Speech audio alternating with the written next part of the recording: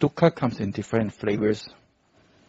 For you as a layperson, you have your layperson type of dukkha. For monks, they have the monk's dukkha. If you're a businessman, you have businessman dukkha. So, in the end, it still has the same nature of certain things in our life are not our first choice. And so we have to learn to endure and put up with it and still keep the mind wholesome. Is dukkha, or unsatisfactoriness or painfulness, is it wholesome or unwholesome? What do you think? Who thinks it's wholesome? Raise your hand. Who thinks it's unwholesome? Raise your hand. Actually, it was a trick question. Dukkha is not wholesome or unwholesome either. Dukkha may be the result of past unwholesome actions. That indeed can be the case. So because we have done something in the past, now we have some unpleasant experience. That is the law of karma. But just having the experience of unpleasantness is not unwholesome right now. It depends how we relate to it, isn't it? If you react with aversion or hatred towards the unpleasant experience, that is unwholesome. That is an unwholesome mental state. Not the unpleasantness, but the aversion, the anger, the dislike. That's the unwholesomeness. The unpleasant feeling is just feeling. It's the result of being born, being alive. Once you're born, you have a body, you will have sometimes pain. But that pain is not unpleasant, is unpleasant, but not unwholesome. So it depends then. But if you have a lot of fear because of the pain, or maybe it's cancer, maybe it's this, then the fear might be rooted in aversion. Or any experience on the workplace, somebody is doing or saying something that is not to your liking, that's okay. It might be unpleasant, but the aversion against that, or aversion against that person that could arise, that would be the unwholesome aspect. So it's very important actually to distinguish between unpleasant experience and the mind's reaction towards it, often with aversion. But that's your choice. You can also remain equanimous, even though there's an unpleasantness, but you can still maintain an inner balance, equanimity, understanding, or acceptance of the unpleasantness. When I say acceptance, I don't mean welcoming or embracing. That's a step too much. But we can accept it and bear it patiently. That's very good, it's wholesome. It's the same with pleasant experiences. Are pleasant experiences the same as greed? No, they are not. Pleasant experience, you cannot avoid. Sometimes you have pleasant, sometimes unpleasant experiences. Completely okay. In fact, pleasant experiences are often the result of past good karma. But you don't have to be afraid of pleasant experiences. Even good food is not unwholesome. Depends how we relate to it. If we relate to it with craving, clinging, desires, attachment, the same for people, then there's an unwholesomeness there. But if you just experience the taste without being infatuated by it, still noticing, this is sweet, this is sour, even noticing maybe the pleasantness, the pleasant feeling that arises on account of eating something you like, that is not unwholesome. But if you say, I want more of that, or I want it every day, or I hope tomorrow also they put the same thing on the tables in Teams. So that kind of desiring for good taste, for sense pleasures, that would be considered a greedy state, unwholesome mental state. But the pleasant feeling itself is not unwholesome. So it's very useful to make this distinction between the Vedana, the feeling, and how we react. Whether we react with liking or aversion or equanimity.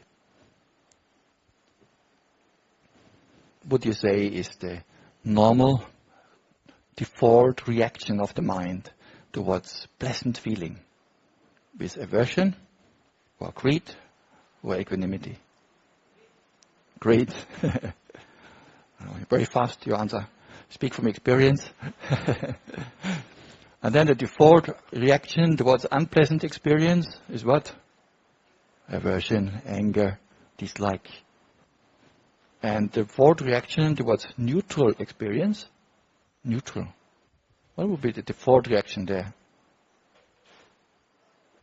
It can be either way. Could also be delusion. It's so neutral, you don't even care to look at it carefully. So the mind is kind of blur blur, as you Malaysians like to say, blur blur. So mind does not investigate, is fooled by the neutrality of the experience. No sharpness, no clarity, no wisdom. But if we apply what the Buddha calls yoniso manasikara, right attention, wise attention, then you can see through the experience. And you see, this is pleasant. You can acknowledge, okay, this is pleasant. You can experience the pleasantness. You can observe it without being carried away, without having desires. I want more of this. And the same is unpleasant experience. Okay, something could be painful, either physically painful or maybe mentally painful. Some memory, somebody said something that was really hurtful. But it's in our own hand whether we react towards that with aversion or we just observe it. This is unpleasant. This is painful. But this is not unwholesome. Actually, if you apply mindfulness and wisdom, then that painful experience can even be wholesome. You investigate it. Is it permanent or impermanent? It's changing all the time. So you see it in the light of anicca, dukkha, anatta. Then even the unpleasant experience can lead to liberation, can be part of your Dhamma practice. It's like fertilizer. Now, fertilizer is actually not so good smelling. You wouldn't put it on your clothes or on your body. But it's actually very helpful for growth of the plants. And even so, it's often just dung. But actually, it helps the growth of nature, of vegetation, and so on. So in the same way, even the unpleasant experience can be used as fertilizer for the mind. By investigating into it, is it permanent or impermanent? Is it satisfactory or is it unsatisfactory? Usually it's unsatisfactory. Is it me, mine, myself, or is it just nature? Not myself. Nothing, no essence to be found. Changing, conditioned.